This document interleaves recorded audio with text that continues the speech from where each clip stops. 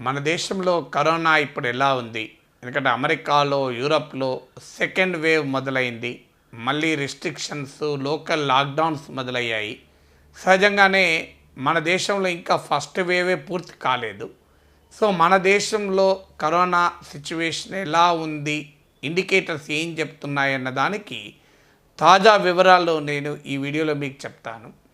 ఒకటి ఏంటంటే మనకు కొన్ని ఇండికేటర్స్ బట్టి కరోనా తీవ్రతను మనం అంచనా వేస్తుంటాం. ఫస్ట్ ఇండికేటర్ ఏంటంటే యాక్టివ్ కేసెస్ ఎన్ని ఉన్నాయి. యాక్టివ్ కేసెస్ అంటే total number of cases minus recovered cases. అంటే ఎంతమందికి కరోనా సోకింది, ఇప్పుడు ఎంతమంది రికవర్ అయ్యారు, ఇప్పటికే ఇంకా కరోనాతో బాధపడుతున్న వారు ఎంత. ఇప్పుడు కరోనాతో బాధపడుతున్న వారు మన దేశంలో 5,94,000 మాత్రమే ఉన్నారు. ఇది it's a very significant development. ఎందుకంటే మనకు లాస్ట్ 85 డేస్లో 6 లక్షల కన్నా తక్కువ యాక్టివ్ కేసెస్ ఉన్నది ఇదే మొదలు. అంటే total cases minus recovered cases is equal to active cases. So August 6th రోజు 5,95,000 కేసెస్ ఉండే. సో అంటే వీఆర్ సిగ్నిఫికెంట్లీ ఇంప్రూవింగ్. సో ఇదొక ఫస్ట్ ఇండికేటర్ యాక్టివ్ కేసెస్. ఇక సెకండ్ ఇండికేటర్ ఏంటంటే రికవరీ రేట్ ఎంత ఉంది, అంటే ఎంతమంది రికవర్ అవుతున్నారు, అంటే టోటల్ నెంబర్ ఆఫ్ కేసెస్లో ఎంతమంది రికవర్ అయ్యారు. సో ఇది నేను మీకు 70, 50 ఉన్నప్పుడు కూడా మీకు లెక్కలు చెప్పాను. As of now recovery rate 91.15%. నేను ఇదివరకు కూడా చెప్పాను, చివరికి పాండమిక్ పూర్తయ్యే టైంకు మన రికవరీ రేటు 99% ఉంటుంది. అంటే డెత్ రేట్ 1% ఉంటుంది. ఇక మిగతా వాళ్ళంతా రికవర్ అయినట్టు లెక్క. సో ఇది పెరుగుతూ ఉంటుంది అని మొదట్లో కూడా చెప్పాను మీకు. ఇప్పుడు ఆల్రెడీ 91.15%కు మన రికవరీ రేట్ వచ్చింది. కేవలం 7 లిటిల్ ఓవర్ 7%, 7% కన్నా కాస్తంత ఎక్కువ మాత్రమే యాక్టివ్ కేసెస్గా ఉన్నారు. నేను ఇంతకుముందు కూడా చెప్పాను, డెత్ రేటు కేవలం 1.5% పడిపోయింది. ఇది ఫ్యూచర్లో 1% కూడా పడిపోతుంది. 99% రికవరీ రేట్ వస్తుంది, అప్పుడు పాండమిక్ పూర్తయినట్లు. సో ఇప్పుడు రికవరీ రేట్ 91%కి వచ్చింది. అంటే ఇంకా మనము దాదాపు పాండమిక్ యొక్క డిక్లైనింగ్ స్టేజ్లో ఉన్నాము. ఈ సెకండ్ ఇండికేటర్. ఇక మళ్ళీ సెకండ్ వేవ్ వస్తుందా, అది మనం ఎవరము చెప్పలేము. సెకండ్ వేవ్ రావటానికి నేను ఇదివరకు కూడా చెప్పాను, మన దేశంలో కూడా అవకాశాలు ఉన్నాయి. ఎందుకంటే 1 వింటర్ సీజను, 2 పండుగల సీజను, 3 ప్రజలు ఈ ప్రివెంటివ్ మెజర్స్ మాస్క్ ధరించడము వీటిని కాస్తంత వదిలేస్తున్నారు. అందువల్ల సహజంగానే మళ్ళీ ప్రమాదం ఉంది. కానీ ఇప్పటి వరకైతే మనం రికవరీ రేట్ చాలా ఎక్కువ ఉండడం, డెత్ రేట్ చాలా తగ్గిపోవడం అనేది పాజిటివ్ అంశం. ఇక థర్డ్ ఏంటంటే ఎంతమంది సిమ్టమాటిక్ కేసెస్ ఉంటున్నాయి, అన్సిమ్టమాటిక్ ఎన్ని ఉంటున్నాయి, అంటే రోగ లక్షణాలు ఎంతమందికి ఉంటున్నాయి. మొదట్లో నేను చెప్పాను 50% మందికి రోగ లక్షణాలు ఉంటలేవని. ఇప్పుడైతే 85% మెంబర్స్కు అన్సిమ్టమాటిక్, అంటే కరోనా సోకిన వాళ్ళు 85% మేరకు ఎలాంటి రోగ లక్షణాలు కనబడలేదు. ఇలా అన్సిమ్టమాటిక్ వాళ్ళు ఎక్కువ ఉండడం ఒక రకంగా పాజిటివ్, ఒక రకంగా నెగిటివ్. పాజిటివ్ ఏంటంటే కరోనా అంత తీవ్రంగా ఉండడం లేదు, వచ్చినట్టు కూడా తెలియకుండానే పోతుంది, ఇది పాజిటివ్. సో నెగిటివ్ అంశం ఏంటి అంటే మనకు రోగ లక్షణాలే లేకపోతే వారి కరోనా ఉందో లేదో కూడా తెలియక జనంలో ఫ్రీగా మిక్స్ అవుతుంటారు. మిక్స్ అయినప్పుడు వాళ్ళు కరోనా వ్యాప్తి చేయడానికి కారణమవుతారు. సో ఇది అన్సిమ్టమాటిక్, సిమ్టమాటిక్ సంబంధించిన డేటా. ఇక 4వది ఏంటంటే మనకు total every day daily new cases ఎన్ని ఉన్నాయి, డైలీ ఎంతమంది రికవర్ అవుతున్నారు. ఇది డే టు డే మన కరోనా ప్రోగ్రెస్ను తెలియజేసే ఇండికేటర్. భారతదేశంలో అంటే మనకు డేటా అవైలబుల్గా ఉన్న సమయానికి 24 గంటల్లో 48,000 పైగా మళ్ళీ కొత్త కేసులు నమోదయ్యాయి, 48,000.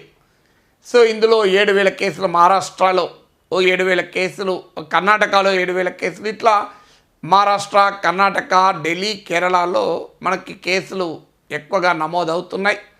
సో అందువల్ల డెఫినెట్గా మనకు 7,000 కేసులు కేరళలో నమోదైనాయి, మహారాష్ట్రలో కూడా 7,000 కేసులు నమోదైనాయి. సో ఇదొక ఇండికేషన్. అయితే మొత్తం ఓవరాల్గా డైలీ న్యూ కేసెస్ 48,000, కానీ డైలీ రికవరీస్ 57,000 ఉంది. ఇప్పుడు కేరళలో ఉదాహరణకు 7,000 కొత్త కేసులు వచ్చాయి, చాలా ఎక్కువ ఇది, కానీ 8,000 మంది రికవర్ అయ్యారు. అలాగే మీకు మహారాష్ట్రలో కూడా డైలీ న్యూ కేసెస్ వస్తున్నాయి, దాదాపు సిగ్నిఫికెంట్గా రికవర్ కూడా అవుతున్నారు.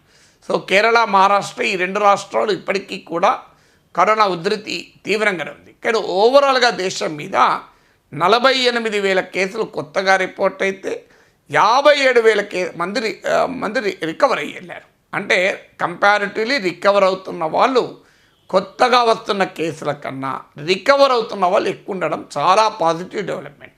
అంటే రోజు రోజుకు కరోనా యాక్టివ్ కేసెస్ సంఖ్య తగ్గడానికి ఇది కారణమవుతుంది. కొత్త కేసులు ఎక్కువ ఉండి రికవరీ తక్కువ ఉంటే కరోనా యాక్టివ్ కేసులు పెరుగుతాయి. కానీ మనకు అడ్వాంటేజ్ ఏంటంటే కొత్త కేసులు తక్కువ ఉంటున్నాయి, రికవర్ అవుతున్న వాళ్ళు ఎక్కువ ఉంటున్నారు.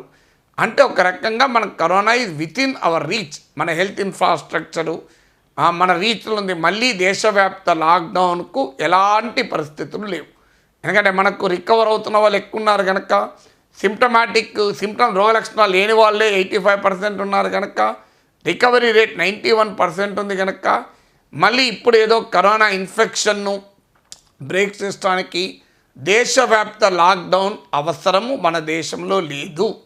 అంటే యూరోప్లో, అమెరికాలో మళ్ళీ కొంత ఆలోచిస్తున్నారు ఏం చేయాలి అని. ఎందుకంటే దానికి రకరకాల పేర్లు వస్తున్నాయి, circuit breaker lockdown, third shut down. నేను ఈ వీడియోలు కూడా పెట్టాను వీటి గురించి. కానీ మన దేశంలో ఇప్పుడున్న ఈ డేటాను బట్టి చూస్తే నేషన్ వైడ్ లాక్డౌన్ అవసరము లేదు. అయితే ఏమి మరి అవసరము అంటే ప్రభుత్వం ఏం చేయాలి, ప్రజలు ఏం చేయాలి? ప్రభుత్వమేమో WHO రీజనల్ డైరెక్టర్ కూడా ఇవాళ హిందూకి ఇచ్చిన ఇంటర్వ్యూలో చెప్పాడు. ప్రభుత్వమేమో తాను రెగ్యులర్గా ఈ పాండమిక్ మహమ్మారి స్టార్ట్ అయినప్పటి నుంచి చేస్తున్న పని టెస్ట్, డిటెక్ట్, ట్రీట్, ఐసోలేట్. పరీక్షలు చేయండి, కరోనా కేసులు డిటెక్ట్ చేయండి, వాళ్ళను హాస్పిటల్ అవసరమైన వాళ్ళని ట్రీట్ చేయండి, లేదంటే ఐసోలేట్ చేయండి. ఇది ప్రభుత్వం ఉధృతంగా చేయాల్సింది. ఎక్కడ ప్రభుత్వం ఈ గాడ్ అంటే ఈ నిఘా గనక తగ్గించిందనుకో ప్రమాదకరం. ఇక ప్రజలు ఏం చేయాలి? మాస్కులు ధరించాలి, చేతులు కడుక్కోవాలి, హ్యాండ్ హైజీన్ మెయింటైన్ చేయాలి. సో డిస్టెన్స్, ఇది భౌతిక దూరాన్ని పాటించాలి. ఏమాత్రం రోగ లక్షణాలు కనబడే, ఇప్పటికే రోగ లక్షణాల నుంచి పూర్తి అవగాహన ఉంది కనుక రోగ లక్షణాలు కనబడితే మిమ్మల్ని మీరు ఐసోలేట్ చేసుకోవాలి, టెస్ట్ చేయించుకోవాలి. అనవసరపు భారీ మీటింగ్లు, భారీ కలయికలు అవాయిడ్ చేయాలి. అవసరమైతే తప్ప మిత్రుల్ని, అలాగే బంధువుల్ని ఇళ్ళకి వెళ్ళి గంటలు ముచ్చట్లు పెట్టే కార్యక్రమం చేయకూడదు. సో ఇలాంటి జాగ్రత్తలు అన్నీ మనము తీసుకోవాలి. ముఖ్యంగా వృద్ధుల్ని, ఇతర రకాల అనుబంధ రోగాలున్న వాళ్ళను జాగ్రత్తగా చూసుకోవాలి. ఇవన్నీ ప్రజలు చేయాల్సిందే. ఎందుకంటే కరోనా మన దేశం నుంచి పోలేదు, ప్రపంచం నుంచి పోలేదు. ప్రపంచం నుంచి పోనంత కాలం ఈవెన్ మన దేశంలో లేకపోయినా ప్రమాదం అయితే పొంచి ఉంటుంది. అందువల్ల corona is not behind us. తగ్గుముఖం పడుతోంది కరెక్ట్, కానీ ఇది ఎప్పుడైనా ఏమాత్రం నిఘా తగ్గినా మళ్ళీ సెకండ్ వేవ్ రూపంలో ఉధృతమవుతుంది. సో అందువల్ల పాజిటివ్ సైన్స్ ఉన్నాయి, వీటిని మనం కాపాడుకోవాలి.